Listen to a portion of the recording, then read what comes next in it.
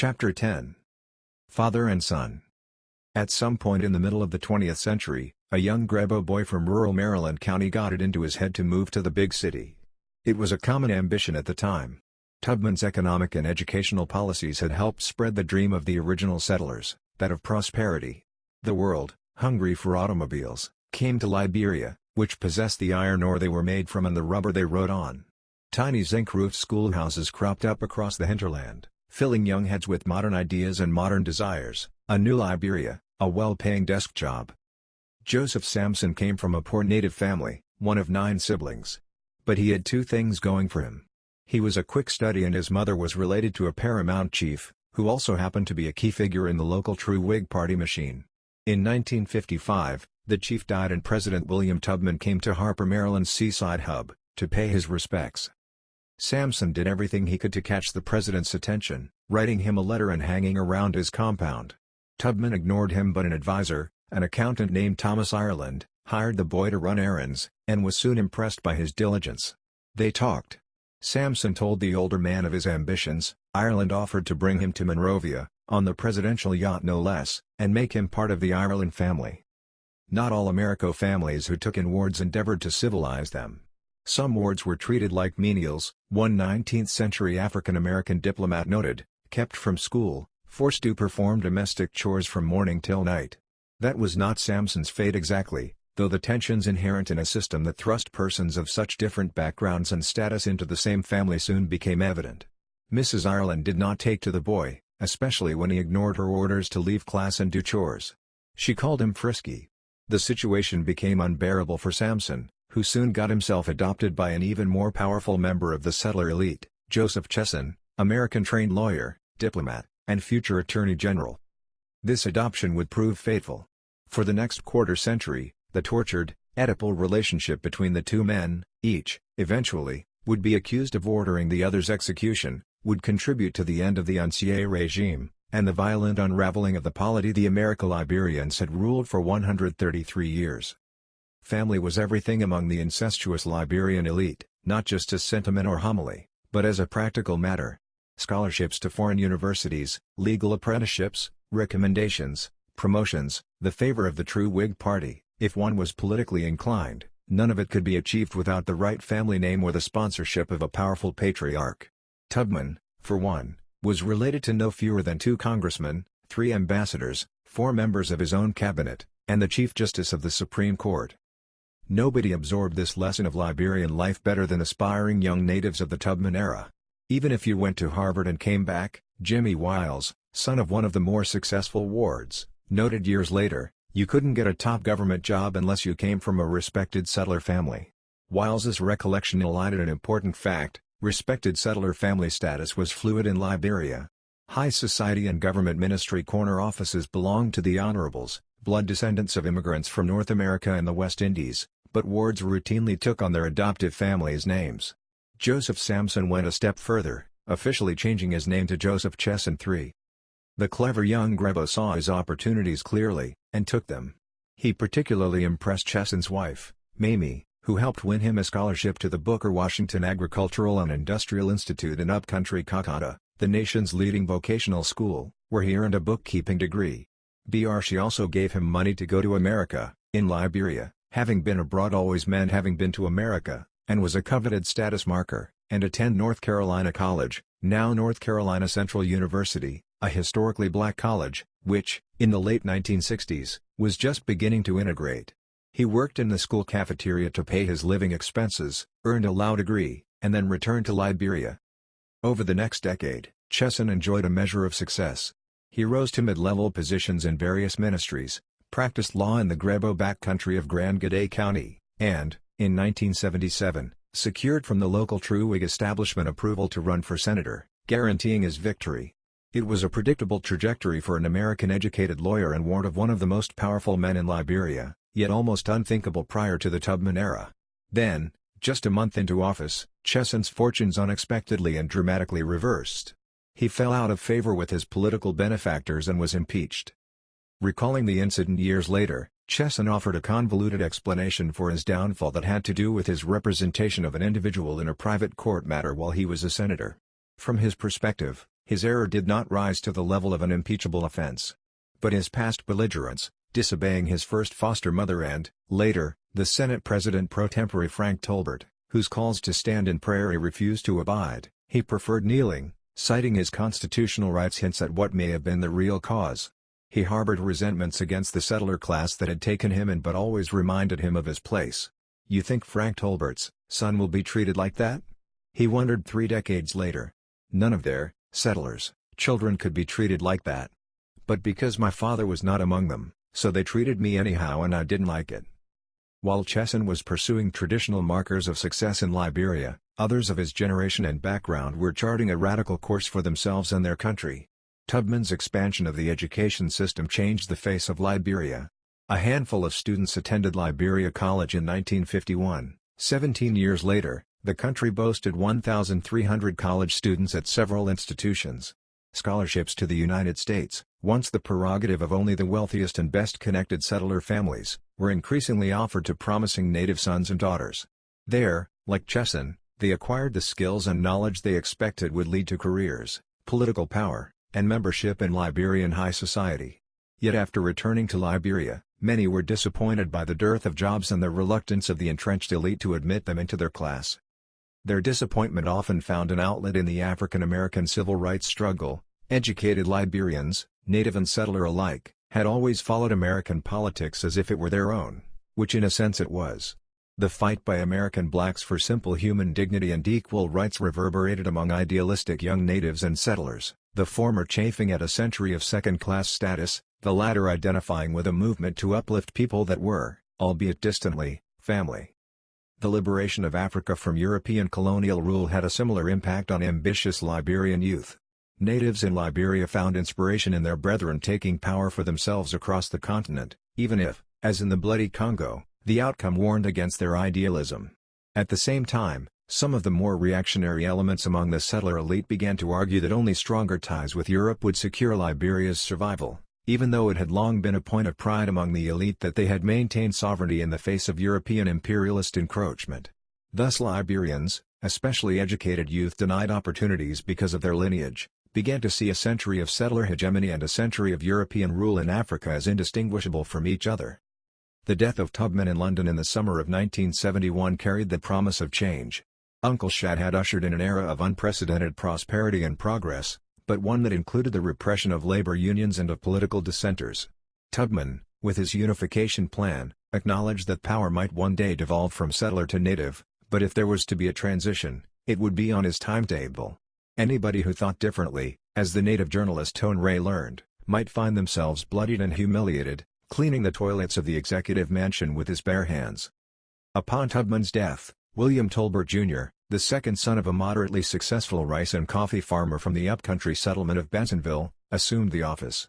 Educated at Liberia College rather than abroad, Tolbert served for years in the House and Senate and, as a minister, became president of the World Baptist Alliance. Nevertheless, he was not seen as a major figure in Liberian politics. Viewed as a political factotum throughout his long vice presidency, Tolbert was not expected to last long as Tubman's successor. Challengers quickly appeared, including the urbane, Harvard-educated Secretary of State Joseph Grimes and the powerful Speaker of the House Richard Henrys, but Tolbert proved a surprisingly canny politician, brushing away all challenges and consolidating his grip on the true Whig Party machine. A wooden speaker without the flair of his predecessor, the paunchy and balding Tolbert unexpectedly displayed a common touch once in office. Tolbert understood the changing political climate, better than other true Whig stalwarts, that for educated native and settler youth, Tubman's Liberia had not been merely a frustrating place but an embarrassing one, with its slavish Americanism and stuffy formalism. So Tolbert immediately moved to distance Monrovia from Washington, voting with the non-aligned bloc at the United Nations, allowing the Soviet Union to set up an embassy in the country, and transferring diplomatic relations from Taiwan to Beijing. He set up a commission to strip triumphant America-Liberianism from the nation's symbols of sovereignty, though it ended up recommending few changes, and curtailed official reenactments of the native massacre on Matilda Newport Day. In a move that no contemporary account or recollection of the man leaves out, he showed up at his first formal inauguration not in the tailcoat and top hat favored by the old man, but in a safari suit, the preferred garb of the continent's new native rulers. The outfit was mostly for show, as were many of his initiatives, such as the anti-poverty Mats to Mattresses campaign, the patriotic Higher Heights and Total Involvement appeals, and the anti-corruption Rally Time campaign. But Tolbert did offer one real change: he eased the political repression of the Tubman years. In one of his first acts as president, he dismissed from the Security Ministry the thousands of paid informants known as public relations officers. He also relaxed press restrictions and made it clear that pointing out the government's shortcomings would no longer land a dissident in Belyela, the country's infamous jungle prison. To the country's political establishment, Tolbert's headlong rush to reform seemed too hasty. They derisively called him Speedy, and the nickname stuck. Even his wife suggested he slow down and relax a bit. But for the country's restive and increasingly radicalized younger generation, he was not moving fast enough. Though it would spark a revolution, the Movement for Justice in Africa, MOJA, had modest origins. On March 21, 1973, a group of students and professors at the University of Liberia, along with a few outsiders, met in the school's auditorium. The United Nations had declared the date International Day for the Elimination of Racial Discrimination in White-Ruled Rhodesia and South Africa. Despite Liberia's official opposition to apartheid and his own leftward lurch, Tolbert departed from the policy of other African nations and pursued one akin to what the Reagan administration would later call constructive engagement. In 1975, the president's own brother would host the South African Prime Minister, John Vorster, at his private home in Benthal. BR Liberia was also a notorious depot for transshipping goods from the boycotted White Republic. MOJA was determined to put an end to this activity. But their agenda notably did not include a challenge to the true Whigs' monopoly on power. MOJA's appeals for African solidarity did not win it many followers, and it soon shifted focus to domestic concerns. It began working with church groups to block a bill legalizing gambling in Liberia and helped the aging investigative journalist Albert Port fight off a $250,000 libel suit brought by Stephen Tolbert, the president's younger brother, whom Port had accused, in a pamphlet titled Gobbling Business, of using his position as finance minister to line his own pockets. BR MOJA also spun off Susaku, a grassroots cooperative development group, which, in the words of its chief founder, helped poor people to improve their own living standards, to help them help themselves. In this effort, MOJA self-consciously donned the mantle of its inspirational forebear, Edward Blyden, in an attempt to bring together African communal traditions and progressive Western thought on individual freedoms and governance. But the action that would prove most fateful for the country was MOJA's creation of a night school in Monrovia, known as the Barracks Union, which offered classes on reading, writing, and politics to the much-abused native rank and file of the Army of Liberia, including a barely literate but ambitious master sergeant named Samuel Doe. More reformist than radical, even President Tolbert was a member for a time, MOJA had no explicit political ambitions, at least not at first. That was not the case with its main rival, the Progressive Alliance of Liberia, PAL. Founded 2 years after MOJA by Liberian students in the United States, PAL from the beginning espoused Black Power and the fashionable Ujamaa, or African Socialism, of Tanzania's Julius Nyerere. Both ideologies again owed much to Blyden, in the case of the Black Power movement, with Marcus Garvey serving as a historical intermediary. The two groups also differed institutionally. While both were led by well-educated natives, wards, and alienated settler youth, MOJA's founders came from academia and PAL's from politics. In fact, PAL was the brainchild of Gabriel Bacchus Matthews, a City University of New York graduate who served as Liberia's vice consul in the United States, until his falling out with the foreign minister, allegedly over charges of embezzlement. Matthews made PAL the vehicle of his own political ambitions, relocating the organization from New York to Monrovia in 1978. It was to MOJA and especially PAL that the disenchanted Chesson turned after the true Whigs ousted him from the Senate in 1978. Recalling that time decades later, his anger was still palpable. They, the true Whigs, expelled me, but, nationally, I was going to expel them from politics.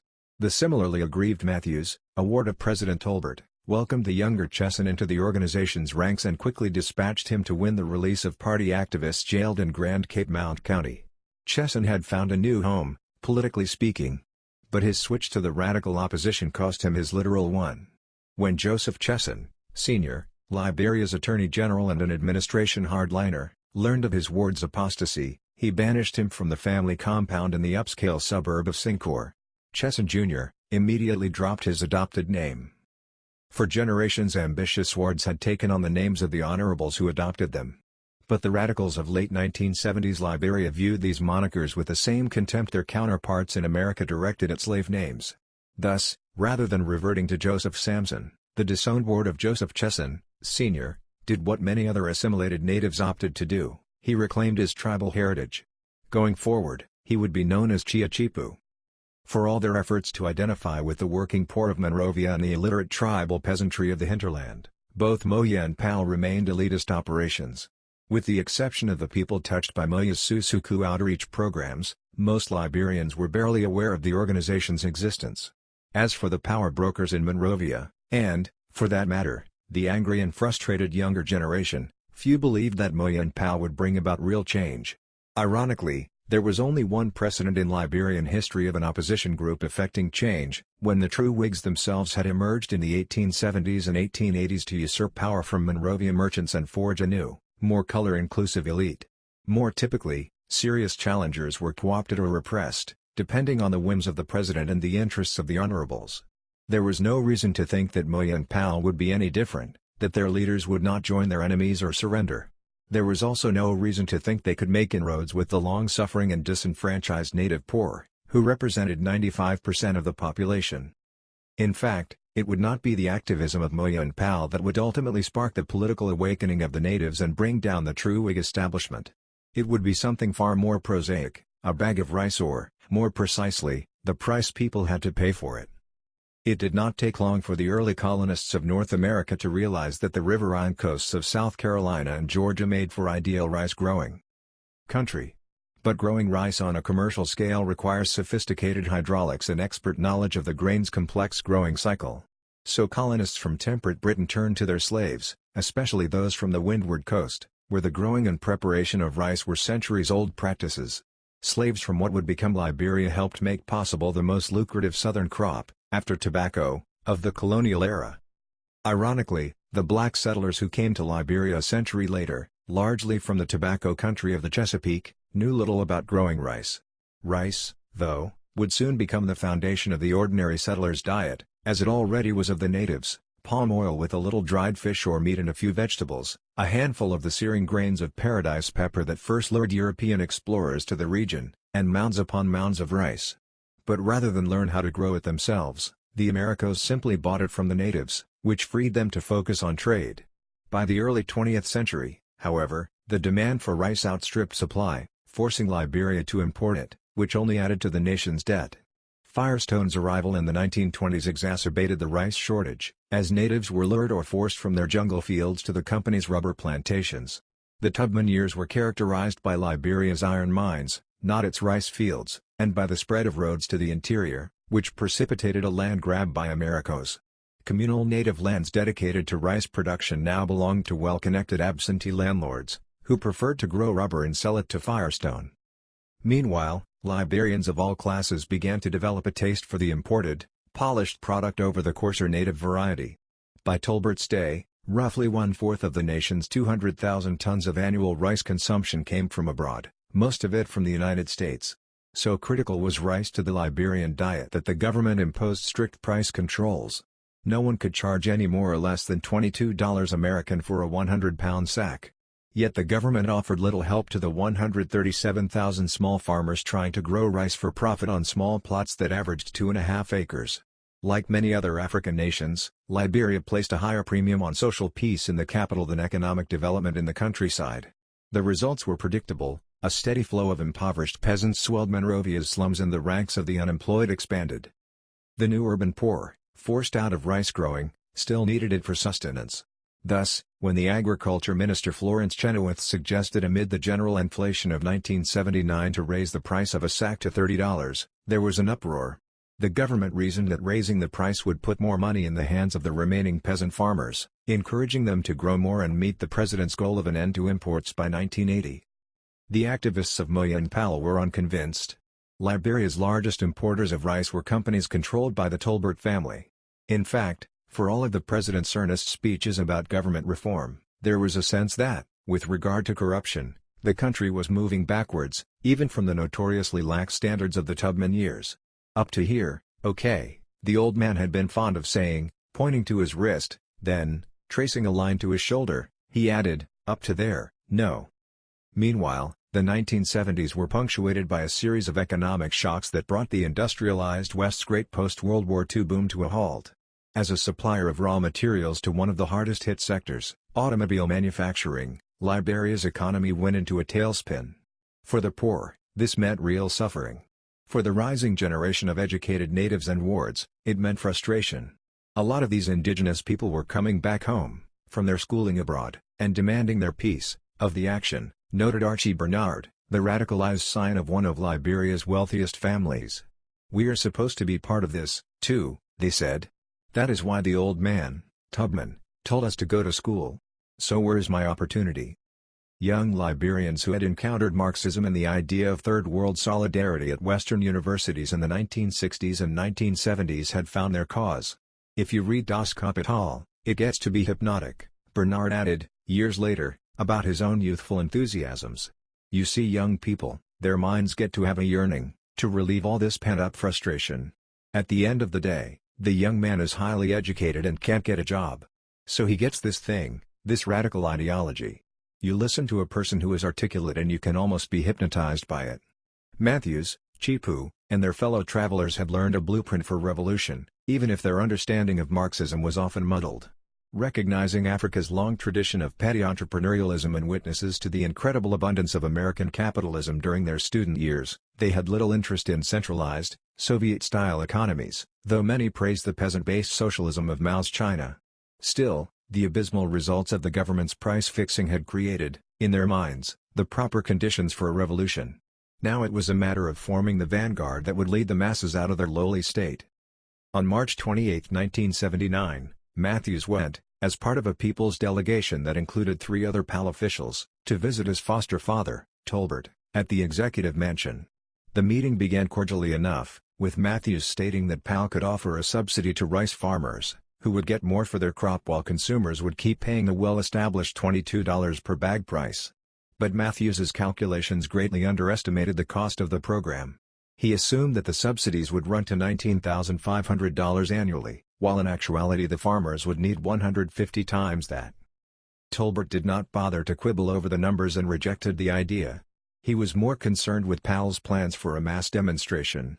The right to assemble was written into the Liberian constitution and PAL had tried to go through official channels to get a permit, but Tolbert, fearing a reaction from party hardliners, was wary of any actions that might foster antagonism and divisiveness. "And no such disruptive activities will be countenanced," Tolbert informed Matthews. "Neither will the government make a determination on national issues in an atmosphere of emotionalism, nor accept alibis for the promotion of lawlessness and the defiance of constituted authority." Prominent clergymen, Moya leaders, and even Albert Port, eminent screes of Liberian dissident politics, advised the PAL against the protest, and Matthews backed down. But his retreat, coming just hours before the Saturday afternoon march, was too late. As PAL leaders tried to disperse the 2,000 protesters massed in front of the organization's offices on Randall Street, security forces stormed the building. A group of demonstrators broke away and headed for the executive mansion, where they were met by water cannons, tear gas, and live fire, in the air at first, and then, after several policemen were injured, directly at the protesters. All hell broke loose, as the demonstrators were joined, and soon overtaken, by thousands of young men and boys from Monrovia's slums in the worst rioting in the country's history. Tolbert summoned some of the more moderate leaders of the opposition, including the political science professor and Moya co-founder Amos Sawyer, to the heavily guarded executive mansion. "You see what you all have done?" Tolbert scolded. "You all happy now?" Sawyer's sympathies were fully on the side of rioters, who he would later describe as a people parched by the wretchedness of poverty, dazzled by the endless possibilities available to the affluent, languishing in the squalors of the city and the harshness and austerity of the rural village. In Tolbert's presence, however, he proceeded cautiously, trying to point out that it was the police who opened fire first. But the president grew enraged and turned to his tough-minded attorney general, who had been appointed to deal with the growing unrest in the country, and demanded a crackdown. Chesson ceremoniously drew a list of names from his pocket. Among those on it were Matthews, the Susuku head Togbanatipate, and his now disinherited foster son, Chia Chipu. "There are warrants out for their arrest," Chesson informed Sawyer. "Tell them if they don't turn themselves in, they will be hunted down." It took 3 days and 700 troops from neighboring Guinea. Tolbert and Chesson did not trust Liberian soldiers to shoot their own countrymen, to suppress the rioting. Hundreds of businesses were looted and, by the official count, 41 persons killed, though most suspected the actual total was several times that. In its official report, the Tolbert administration put the blame on professional agitators, foreign influences, and rioters hopped up on dope and liquor. Tolbert had 40 arrested, charging Matthews, Chipu, and 11 others with treason, a capital offense. But this being Liberia, the charges were soon dropped. Indeed, the government's actions after the riots followed time-honored custom. The offenders were imprisoned, brutalized, and humiliated, until they offered up apologies, like errant children, and were released. The apology Matthews wrote to Tolbert, which was published and distributed at government expense, was particularly abject. "Sir, permit me to express regrets on behalf of myself and my collaborators and to note the dilemma which we, young people, face," it began. "Your thoughts and actions, sir, are based upon experience of things as they have been, as they are and, therefore, as they can possibly be. We, unfortunately, know only the present. The costly lesson we have learned tells us that we are going nowhere for nothing unless we can rely on the experience and wisdom of men such as you." Tolbert, clearly shaken, nevertheless played his designated part in the ritual, too. He lowered the price of rice, set up a commission to study the root causes of the riot, the recommendations of which he duly ignored, and eventually pardoned most of the men on Chesson's list, including Matthews and Chipu. Tolbert had motives beyond merely quelling domestic unrest. His mind was on the upcoming annual meeting of the Organization of African Unity, now the African Union. As its head, he was expected to host its annual summit in 1979, an honor he had accepted 4 years earlier. Africa's strongmen of the 1960s and 1970s used the conference as a kind of potlatch to showcase their power and wealth, real or imagined. Tolbert wanted to show the world a united Liberia, and had reportedly freed the PAL dissidents from jail in return for assurances that they wouldn't make disturbances in front of the attending VIPs. The president, determined to reassert Liberia's moral authority in a liberated continent that had seemingly passed it by, spared no expense. He had a vast bayfront hotel built on Monrovia's outskirts, connected to the capital by the country's only highway overpass. The government rented an aging ocean liner, the SS America, for the press and the overflow of staff, provided each of the continent's heads of state, 51 in all, not counting Rhodesia and South Africa, with a private beachside villa, and hoisted billboards depicting the attendees along the stretch of Tubman Boulevard from the airport to Monrovia, though 6 remained blank because coups and revolutions made it impossible to predict who from those nations would show up. The cost of the event lay somewhere between $100 million and $200 million, or between 1 and 2/3 of the nation's GDP. Tolbert justified the spending as needed stimulus for a faltering economy, though everyone knew that much of it was consumed by graft and corruption. Liberia's elite greatly enjoyed themselves, particularly at the casino aboard the America, while its ordinary citizens grumbled and the political opposition fumed. Looking back, the future President Ellen Johnson Sirleaf, then an official in the finance ministry but who would soon join the opposition, recalled, "To me, then, as to many others, it seemed unwise, if not downright dangerous, to be spending so much money hosting this exaggerated men's night out at a time when the Liberian economy was under such serious strain." The political system was under duress, too, and the true Whig leadership responded in the same manner that Tolbert had responded to the rice protests. When Sawyer decided to run as an independent for the Monrovia mayoralty, Foreign Minister Cecil Dennis, one of the supposed reformers in the party, called the Moya activist to his home in the upscale neighborhood of Sincor and tried to dissuade him. He made an argument that seems to have come out of the civil rights era South, not Liberia: "You're being too pushy, slow down." He then warned Sawyer that Chesson and other true Whig hardliners wanted to throw the Moya and PAL leaders back in jail. But Sawyer politely explained, "We've been waiting for 150 years, and returned to his campaign." Tolbert, convinced that it was best for the country or in deference to men like Chesson, postponed the election, citing the need to reform the property requirement for voting, a law that had been ignored for years under Tubman as long as those unqualified voters cast their ballots for true Whigs. With the OAU summit over, Matthews and the other dissidents transformed PAL into a formal political party, the Progressive People's Party, that would be ready to challenge the true Whigs for the mayoralty. The election had been rescheduled for June 1980, for the legislature in 1981, and for the presidency in 1983. As usual, Tolbert, who had gone on record that he would not run again, wavered. He had a judge block the PPP's formal registration on a technicality, then backed down when the party threatened another round of demonstrations. Side-by-side interviews with Tolbert and Matthews in the February 18, 1980, edition of the British magazine West Africa revealed just how far apart the two men and the parties they represented were in the final months of the old regime. Whereas Tolbert offered up platitudes about Liberian democracy, the fact that a second political entity has emerged only confirms our fundamental belief in political freedom. Matthews was adamant about his goals. "Our aim is to bring about revolutionary change wherever possible, with the Whig Party," he pronounced, "or in spite of the Whig Party." The true Whigs had no intention of working with Matthews or anyone else outside the party apparatus. Indeed, the harassment of opposition activists and leaders had already begun. On March 7, the PPP responded with a midnight rally outside the party's headquarters.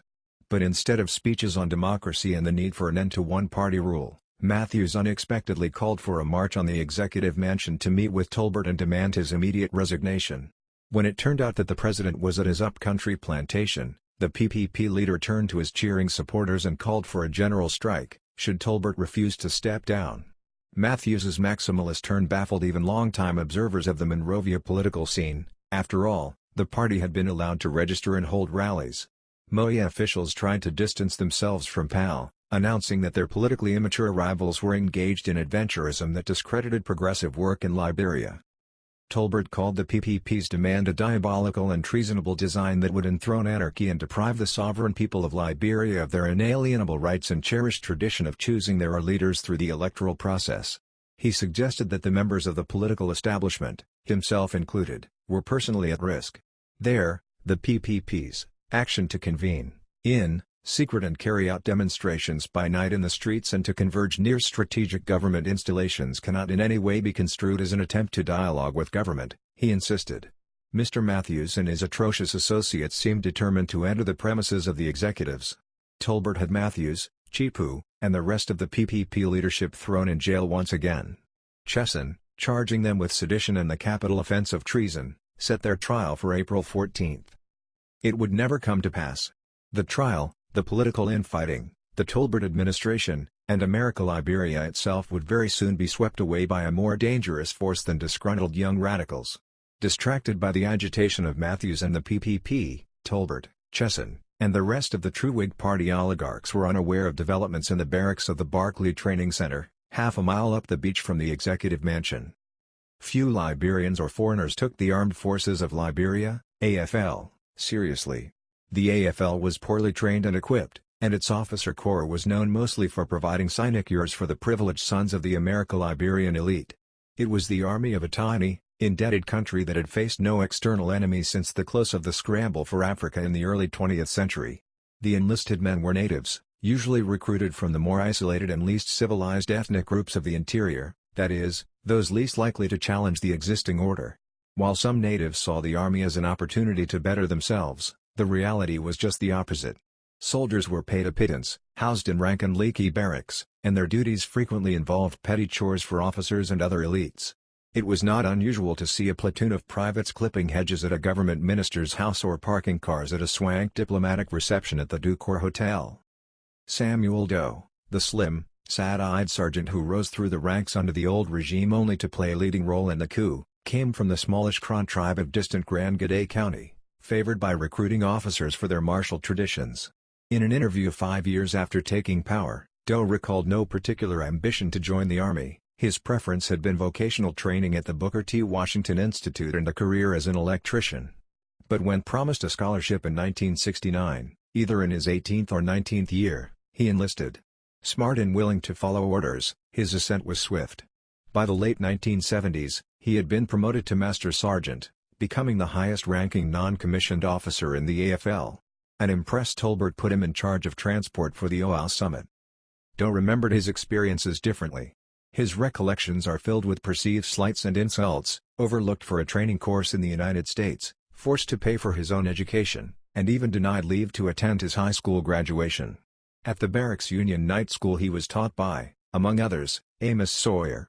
He learned to read and write, and at the same time received a political education. Marxism, African nationalism, Third World liberation, and the bitter history of settler-native relations were all part of the curriculum.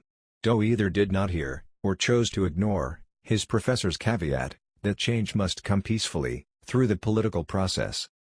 Much about the 1980 coup that ended the 133-year rule of the Americo-Liberian elite remains murky, even basic matters such as the number of participants and the identities of its leaders. Doe, the ranking member of the 15 or 16 or 17-man team that burst into the executive mansion in the early morning hours of April 12 and murdered the president in his pajamas, was quickly dubbed the mastermind. But there are many people, including Doe himself, who insist that he was a reluctant participant, only joining his fellow soldiers after the initial plans had been drawn up. The true ringleader, according to this version of events, was one Thomas Kwiwankpa, a popular NCO from the larger Jayo tribe. Doe was recruited later because he was the highest-ranking enlisted man. If this is true, his emergence as head of the People's Redemption Council, PRC, the governing entity in the wake of the coup, was almost accidental.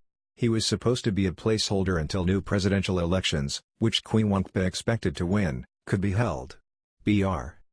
In any case, each man would have been motivated by a nagging sense of injustice, radical ideas propounded by Moya and the PAL/PPP, the miserable living conditions of the men they led, the orders they received to shoot their countrymen during the rice riots, and the humiliation they felt at Tolbert's use of Guinean troops to finally restore order. Indeed, the planning of the coup is believed to have begun shortly after the rice riots. But it was the events of March and April 1980, in the last scorching days of the dry season, that gave the conspirators a sense of urgency. Tolbert was lashing out against enemies real and imagined, including those at the barracks. Officers perceived as sympathetic to the radicals were being thrown in the brig. Rumors were circulating that true Whig hardliners were finalizing coup plans of their own and that the CIA, upset by Tolbert's abandonment of Tubman's pro-American foreign policy, was involved in them. Most pressing was the rumor that Chesson planned to preempt the April 14 trial of Matthews, Chipu, and other jailed PPP leaders and have the men summarily executed. The soldiers put their plans into action on the evening of April 11. To ensure that Tolbert, who usually slept at his well-fortified, up-country compound, was at the mansion, they recruited a chauffeur to tip them off. The men gathered on the beach behind the mansion and broke into two groups. One would enter the residence and the other would provide backup in case troops loyal to Tolbert tried to intervene. Then, according to several accounts, the first group walked across the expansive mansion lawn and knocked on the front door. It was all over in about an hour. Conspirators on Tolbert's household staff let the soldiers in. They raided the armory. The poorly armed men had only 2 rifles between them, gunned down the surprised guards, and made their way to Tolbert's 8th-floor bedroom. Why Tolbert did not escape is unclear. The bedroom was connected to a basement tunnel that led to the beach via a secret elevator, though it may have been out of order. The president's wife, Victoria, later said she was woken from a fitful sleep by the sound of gunfire, but that her husband dismissed her fears. She also insisted that the men who broke into her bedroom were virtually naked and horrifyingly masked, like the warriors, during Liberia's tribal wars, but no other account confirms this. Tolbert, half-dressed, pleaded for his life, even offering the soldiers a suitcase filled with American dollars he kept in his room. He then ran into the hallway, where he was shot and his throat was cut. According to Kwiwankpa, he was trying to make an escape. Mrs. Tolbert, perhaps trying to put her late husband in a better light, later claimed that he was rushing to check on his grandchildren, who were staying at the mansion that night. Doe's presence and actions during these events have not been proven. Most witnesses place him with the troops outside the mansion. Kwiwankpa was particularly dismissive. "I swear to my God, Doe did not fire one shot at Tolbert," he told an interviewer in 1985, months before he would lead his own failed coup against Doe. "He was hiding in the flower bushes around the mansion when we went on to the 8th floor." Doe himself would remain vague on the events of that night. But all that matters is where Doe was the next morning, in the broadcast booth of the national radio station, announcing to the Liberian people that Tolbert was dead, the PRC was in power, and that a new day had dawned. He spoke in a country English that no Liberian had ever heard coming from the radio before. "Gone forever are the days of who you know? And do you know who I am?" he told listeners 2 days later in his first formal address as chairman of the PRC. "We now enter the time of what can you do? This is the people's thing, our people's thing. Long live the People's Redemption Council. Long live the Republic of Liberia." Liberians danced in the streets of Monrovia. "There is little doubt that Sergeant Doe is popular here," noted a New York Times reporter, who followed him on a triumphant tour of Monrovia's back alleys a few days later. He was greeted by thousands who struggled to touch him. When he smiled the crowds roared and when he waved they cheered. Doe also became popular with the agitators and intellectuals who had fostered his political worldview. He understood that he and his men, many of them illiterate, could not run a government, so he had the old settler elite dismissed from their posts and the young radicals, sprung from jail, put in their place. Matthews at the Foreign Ministry, the Susuku head, Tipate, at the Planning Bureau. And Chesson was replaced in the biggest office at the modernist, 8-story Justice Department building on Ashman Street by his prodigal foster son, Chia Chipu. The Americo-Liberian era had come to an end. The old guard had not just lost their jobs, but their status, their privileges, and their property. Survivors would later describe a world turned upside down. The former First Lady Victoria Tolbert recalled a dark basement room at the executive mansion where she was imprisoned without food and water for days. Defense Minister and Tolbert's son-in-law Anne Burley Holder remembered feeling his way through the jungle outskirts of the capital amid a ferocious downpour, futilely attempting to escape his pursuers. On the streets of Monrovia, drunken soldiers careened through the capital in stolen Lincolns and Chevrolets they did not know how to drive, breaking through the gates of Americo villas in the better parts of town. Anybody with light skin or a settler pedigree was taunted by crowds and then beaten by men in uniform. Elite women were raped. The ruling Americo men were rounded up and thrown naked into cells at the Barclay Training Center, where just hours before, the radicals themselves had been held. Foreign Minister Cecil Dennis, the true Whig Party chairman, Clarence Parker, the Senate leader and President's brother Frank Tolbert, and the white-haired Chesson, perhaps the most hated man in the Republic, were charged with corruption, treason, violation of human rights, and anything else the PRC could think of, legitimate or not. Within days, the men were paraded into a makeshift courtroom in front of a 5-member military tribunal. The ex-finance minister J.T. Phillips displayed bruises from a recent pistol whipping. Dennis had nothing on but a pair of jeans. If the old Americo regime had hewn to the letter of the law while ignoring its spirit, the new did away with all pretenses. Mr. Frank Stewart, one of the judges demanded of the former budget director, "How many houses you got?" 4, but in 1957, the price of cement was very cheap, so my wife and I, we used small loans from the bank, and for 7 years we worked building the blocks we needed to construct. Another judge broke in, "Holy Christ, cut this short or we're going to be sitting here right through lunch." Cutting things short was exactly what Doe did, as Stewart and 12 other top Tolbert administration officials, including Chesson, were dragged to a Monrovia beach, lassoed to hastily erected telephone poles, and shot to death by members of the Armed Forces of Liberia on April 22, just 10 days after the coup. And Chipu? Most of the survivors from the old regime held him, as Attorney General, responsible for both the Kangaroo Court and the executions that followed, including that of his foster father. They paint a portrait of a cruel, vindictive individual. Victoria Tolbert remembers that he tried to shake her down for $1 million ransom.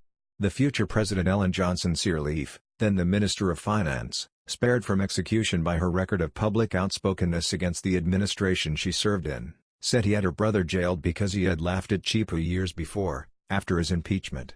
He put dozens of executives at state-owned corporations, both Liberian and foreign, under house arrest until their books could be checked, and he pushed hard for more trials of former government officials. But Chipu always maintained his innocence, insisting that the soldiers, not civilians like him, were ultimately the ones in charge. In his lengthy 2008 testimony before the post-Civil War, South African-style Truth and Reconciliation Commission, he told of being at lunch at a Lebanese friend's restaurant downtown on the afternoon of April 22, only hearing about the executions a few hours later from a secretary in his office. Then, in a steady voice, he spoke to the commission of his late foster father. "Chesson helped me to be where I am, he fed me, he clothed me, advised me. I got to be a lawyer because I wanted to be like him. When I was in prison, he always sent people in the jail to ask about me and he put it that way for the soldiers to know that he had dealing with me, i.e., was looking out for me. So I couldn't have gone to kill Papa Chesson, I didn't have any animosity against him, I didn't kill my father." Perhaps not literally. But the revolution Chipu and other young radicals midwife during the year of ferment between the rice riot of April 1979 and the coup of April 1980 killed their father's Liberia. And tragically, the coup and executions were but a prelude to the unspeakable horror just over the horizon. However corrupt, unjust, incompetent, and occasionally brutal the Americo regime had been across its 133-year reign, its crimes paled in comparison with the dictatorships, invasions, assassinations, civil wars, and anarchy that followed.